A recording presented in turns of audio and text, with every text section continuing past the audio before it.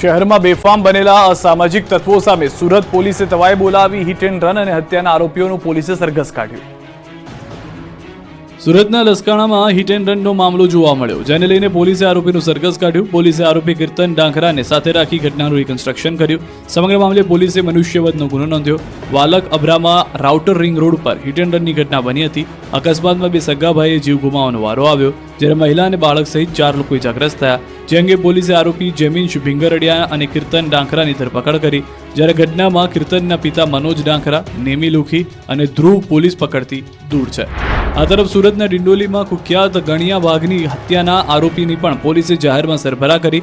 પોલીસે હત્યામાં સામેલ 4 શખ્સોને ઘટના સ્થળે લઈ જઈ રિકન્સ્ટ્રક્શન કર્યું. મહત્વનું છે કે હત્યા કેસમાં પોલીસે 2 સગીર સહિત 6 હત્યારાઓની ધરપકડ કરી. મહત્વનું છે કે 1 વર્ષ પહેલા સુરતના ડિંડોલીમાં દેવ નામના યુવકની હત્યા થઈ, જે હત્યાના કેસમાં સમાધાન કરવા મુદ્દે ગણિયા વાઘની હત્યા કરી હોવાનો ખુલાસો થયો. પોલીસે સુખલાલ પાટીલ, પવન પાટીલ, હર્ષલ કોળી, અર્જુન કોળી, યાદવ સહિતના આરોપીઓને દબોચી લીધા. આરોપી સુખલાલને શંકા હતી કે દેવેનની હત્યામાં ગણેશની સંડોવણી છે. દેવેન પાટીલ હત્યા કેસમાં સમાધાન માટે ગણેશને ડિંડોલી બોલાવવામાં આવ્યો હતો અને બાદમાં તેની હત્યાને અંજામ આપવામાં આવ્યો હતો. મૃતક કુખ્યાત ગણેશ સામે પણ લૂંટ, હત્યા, ચેઇન સ્નેચિંગ સહિત 22 જેટલા ગુના નોંધાયા છે. અમદાવાદમાં બેફામ કાર ચાલકે ફરી એક વખત અકસ્માત સર્જ્યો. કાર ચાલકે 5 થી 6 ગાડીઓને ટક્કર મારી. મોતની રફતારના દ્રશ્યો છે અમદાવાદના મેમનગર વિસ્તારના, જ્યાં બેફામ કાર ચાલકે 5 થી 6 જેટલા વાહન ચાલકોને અડફેટે લીધા. સીસીટીવીમાં પણ સ્પષ્ટ રીતે જોઈ શકાય છે કે પૂરપાટ આવતી કાર કેટલાક વાહનોને ઝપેટમાં લે છે.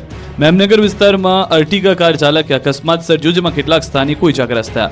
જે પૈકી એક વ્યક્તિને વધુ ઈજા થતા તેને અસરવા સિવિલમાં રિફર કરાયો.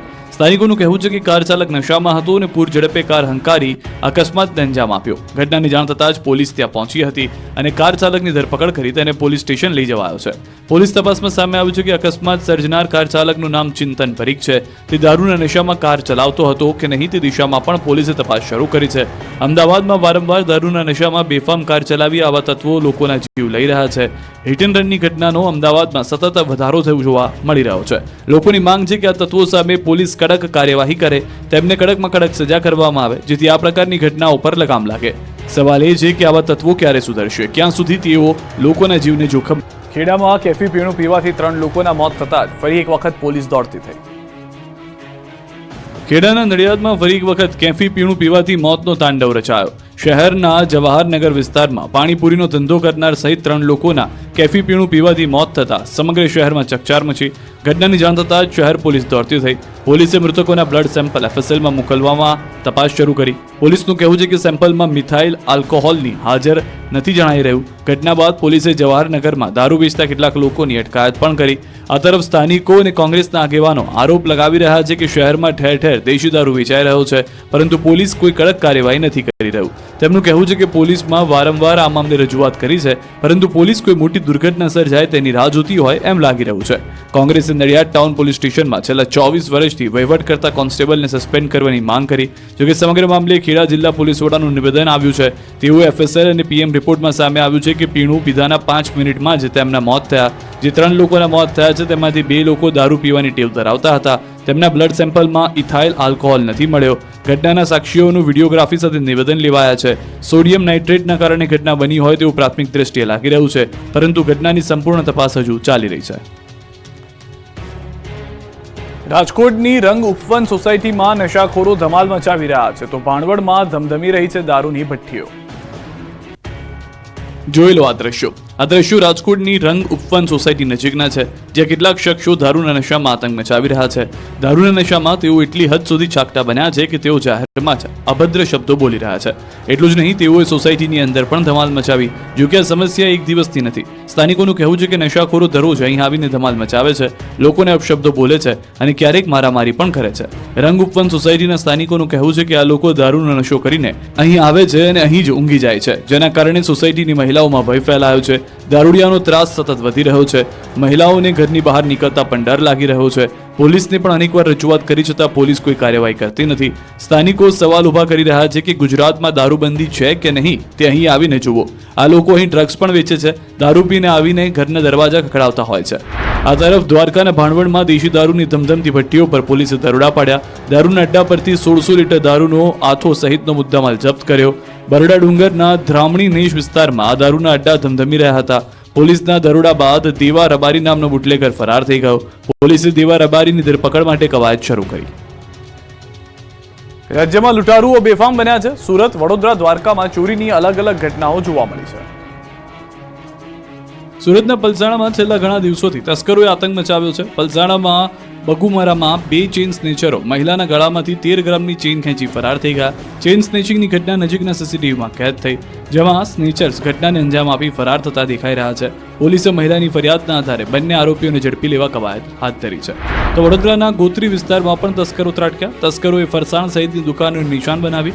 ગોત્રી વિસ્તારમાં આવી ઉમા સ્વીટ એન્ડ ફરસાણની દુકાનમાં તસ્કરોએ પ્રવેશ કર્યો અને સમોસા, રસગુલ્લાની મિજબાની માણી. બાદમાં દુકાનના ગલ્લામાં પડેલા 1 લાખની રોકડની ચોરી કરી ફરાર થઈ ગયા હતા. દુકાનના સીસીટીવીમાં સ્પષ્ટ રીતે જોવા મળી રહ્યું છે કે તસ્કરો મોઢે રૂમાલ બાંધી દુકાનમાં પ્રવેશ કરે છે અને બાદમાં સીસીટીવી ફેરવી નાખે છે. દ્વારકાના કલ્યાણપુર તાલુકાના દુધિયા ગામે ધોળા દિવસે ચોરીની ઘટના બની. દુધિયા ગામે વાડી વિસ્તારમાં ખેડૂતના ઘરેથી 2 ભેંસોની ચોરી થઈ. ખેડૂત પરિવાર એક ધાર્મિક પ્રસંગમાં ગયો અને અજાણ્યા શખ્સોએ વાડીમાં બાંધેલી 2 ભેંસોની ચોરી કરી. રામજીભાઈ નામના ખેડૂતની માલિકીની 2 ભેંસો કોઈ અજાણ્યા શખ્સોએ ચોરી કરી ફરાર થઈ ગયા. સમગ્ર ઘટના સીસીટીવીમાં કેદ થઈ. ચોરીની આ ઘટના અંગે ખેડૂતે પોલીસ ફરિયાદ નોંધાવી. રાજકોટના મેયરની કુંભ યાત્રા વિવાદમાં સપડાઈ. મેયર સરકારી ગાડીમાં મહાકુંભ ગયા. એટલું જ નહીં, કાર પર મહિલાઓના કપડાં સૂકવ્યા હોય તેવા દ્રશ્યો પણ જોવા મળ્યા. મહાકુંભમાં રાજકોટના મેયર નૈનાબેન પેઢડિયાની ગાડી પર મહિલાઓના કપડાં સૂકવતા હોય તેવા ફોટા વાયરલ થયા, જેને લઈ હવે વિવાદ શરૂ થયો. રાજકોટના મેયર નૈનાબેન પેઢડિયા સરકારી ગાડીમાં પ્રયાગરાજ મહાકુંભમાં આસ્થાની ડૂબકી લગાવવા માટે ગયા હતા. સમગ્ર મામલે વિવાદે જોર પકડ્યું. સવાલ તો એ પણ સામે આવ્યો છે કે મેયર સરકારી ગાડીમાં પ્રજાના પૈસે કેવી રીતે પ્રયાગરાજની યાત્રા કરી શકે. ત્યારે હવે આ મામલે સ્ટેન્ડિંગ કમિટીની ચેરમેન જયમીન ઠક્કરનું પણ નિવેદન સામે આવ્યું છે. તેઓએ કહ્યું કે મેયર મંજૂરી લીધા બાદ સરકારી ગાડીમાં રાજ્ય બહાર ગયા છે અને સ્ટેન્ડિંગ કમિટીના ઠરાવ પ્રમાણે તેમને રાજ્યની સરહદ બહાર પ્રતિ કિલોમીટર ₹2 સરકારી ગાડીનું ભાડું ચૂકવવાનું હોય છે. પરંતુ સરકાર ગાડી પર કપડાં સૂકવવા મામલે તેઓએ કહ્યું કે તે તદ્દન ગેરવ્યાજબી છે. સરકારી ગાડી પર કપડાં સૂકવવા ન જોઈએ. જોકે સ્ટેન્ડિંગ કમિટીના ચેરમેન જયમીન ઠક્કરે કહ્યું કે જે 10 વર્ષનો જૂનો ઠરાવ છે તે રદ કરી અત્યારે નવા ઠરાવ પ્રમાણે ચાર્જ વસૂલ કરવામાં આવશે. આ ઘટના અનેક સવાલો ઊભા કરી રહ્યું છે કે નેતાઓ પ્રજાના પૈસે બેફામ ફરી રહ્યા છે. સામાન્ય માણસ ગાડી ભાડે કરે તો પ્રતિ કિલોમીટર ₹15થી વધુનો ચાર્જ થતો હોય છે, પરંતુ નેતાઓ જ્યારે સરકારી ગાડીમાં રાજ્ય બહાર જાય તો પ્રતિ કિલોમીટર માત્ર ₹2 જ ભાડું. શા માટે મેયર સહિતના નેતાઓ સરકારી પૈસે ફરી રહ્યા છે? તેમને પ્રજાના પૈસાનું પાણી કરવાનો હક કોણે આપ્યો? શા માટે પ્રતિ કિલોમીટર માત્ર ₹2ના ભાડાના ઠરાવમાં છેલ્લા 10 વર્ષથી ફેરફાર કરાયો નથી? હવે જ્યારે વિવાદ થયો છે ત્યારે પોતાના સ્વબચાવ માટે નેતાઓ ઠરાવમાં તાત્કાલિક ફેરફાર કરવાની સુફિયાણી વાતો કરી રહ્યા છે. નવસારીના વાંસદામાં ભાજપ કોંગ્રેસના કાર્યકર્તાઓ સામસામે આવી ગયા. પોલીસની હાજરીમાં ઝપાઝપી કરી. સ્થાનિક સ્વરાજની ચૂંટણીમાં રાજકીય ગરમાવો આવી ગયો છે. નવસારીના વાંસદામાં હવે ચૂંટણીમાં ઘર્ષણની ઘટનાઓ સામે આવી રહી છે. વાંસદામાં પ્રચાર સમયે ભાજપ અને કોંગ્રેસના કાર્યકર્તાઓ ઝપાઝપીના દ્રશ્યો કેદ થયા. વાંસદાના દુબળ ફળિયામાં ભાજપ કોંગ્રેસના નેતાઓ સામસામે પોલીસની હાજરીમાં ઝપાઝપી કરી. મળતી માહિતી પ્રમાણે કોંગ્રેસના કાર્યકરો દુબળ ફળિયામાં પ્રચાર માટે ઝંડા લગાવી રહ્યા હતા.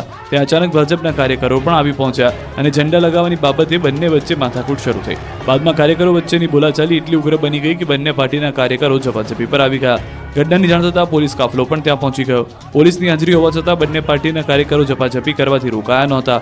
પોલીસ કાર્યકરોને અટકાવવા મથામણ કરતી હોય એવા દ્રશ્યો પણ જોવા મળી રહ્યા છે. કાર્યકરો એટલી હદ સુધી ચાકટા બન્યા કે પોલીસની વાત પણ માનવા જાણે તૈયાર ન હોય તેમ સ્પષ્ટ દેખાઈ રહ્યું છે. સમગ્ર માથાકૂટમાં એક વ્યક્તિને ઈજા થતા તેને સારવાર માટે ખસેડાયા.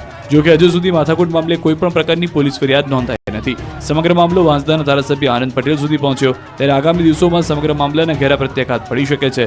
જોવું એ રહ્યું કે ઝપાઝપી મામલે પોલીસ ફરિયાદ નોંધી કાર્યવાહી કરે છે કે મામલો દબાવી દેવાના પ્રયાસ કરે છે. ભાજપને